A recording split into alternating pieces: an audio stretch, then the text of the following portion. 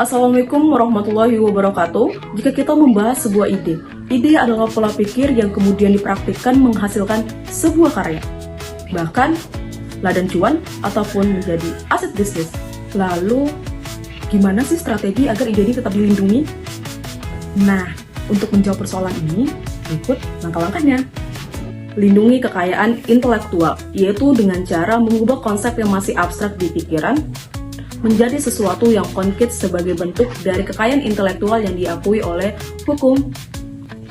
Dengan kata lain, ide yang menghasilkan sebuah karya merupakan fondasi, yang mana jika fondasi tidak kuat, maka akan sulit untuk membangun suatu ide bisnis ataupun perdagangan. Jadi, dari konsep tersebut, tentunya teman-teman sudah mendapat gambaran ya.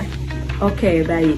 Sederhananya, dari konsep tersebut menggambarkan cara untuk mengklaim ide, khususnya dalam hak kekayaan intelektual, menjadi milik pribadi yang sah diakui oleh hukum. Yang kemudian pada dasarnya, hukum membagi hak kekayaan intelektual menjadi dua komponen, yaitu hak kekayaan intelektual secara personal dan hak kekayaan intelektual secara komunal. Secara personal, sesuai dengan namanya, dimiliki oleh individu ataupun perusahaan yang disebut sebagai badan hukum, yang mana memiliki hak pada sesuatu, katakanlah pada karya suatu novel ataupun software. Selain itu, personal bertujuan untuk memperoleh keuntungan dan mengembangkan suatu ekonomi. Pada personal, karya ditulis secara sistematis, terstruktur, dan logis. Sebagai contoh, yaitu dapat dilihat pada media ponsel di samping, yang mana menggambarkan dari jenis kekayaan intelektual personal itu sendiri. Oke, yang pertama, adanya logo. Logo ini disebut sebagai merek. Kemudian, selanjutnya ini adanya software ataupun aplikasi dalam ponsel yang namanya hak cipta.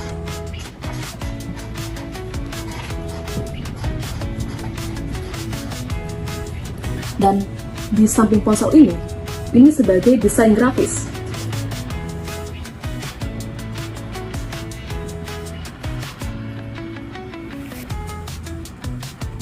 Oke. Untuk lebih dalamnya lagi, terdapat dari kerangka elektronik pada ponsel itu sendiri, yang mana secara keseluruhan ini dinamakan paten atau teknologi. Nah, yang bagian dalam ponselnya lagi dinamakan data tata letak sirkuit terpadu. Jadi, secara keseluruhan, ponsel ini menggambarkan jenis-jenis kekayaan intelektual pada personal itu sendiri. Sedangkan kekayaan intelektual komunal, yaitu dimiliki secara bersama dalam suatu komunitas. Contohnya komunitas adat, yang mana kepemilikannya dijaga dan dilestarikan melalui tradisi adat, seperti tari adat atau tari tradisional, resep makanan turun-temurun, resep obat herbal turun-temurun, kain batik yang masih dilestarikan sampai saat ini dan dijadikan produksi dalam dunia bisnis, dan lain sebagainya. Yang mana hal ini dalam hukum sebagai cara untuk melindungi cagar budaya. Kemudian, ide dapat dikembangkan lagi dalam dunia bisnis, yaitu melalui perjanjian tertulis dalam kontrak dagang. Menurut KUH Perdata, kontrak adalah suatu perbuatan hukum yang dilakukan antara pihak yang saling mengikat dalam suatu perjanjian.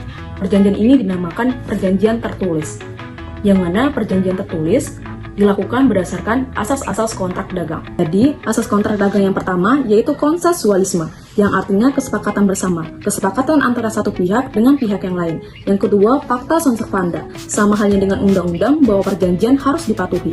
Yang ketiga, kebebasan berkontrak. Kebebasan berkontrak yaitu pihak-pihak memiliki hak untuk menentukan isi dalam kontrak, yang mana hal ini sejalan dengan asas kepercayaan bahwa satu pihak dengan pihak yang lain saling percaya dalam suatu komunitas.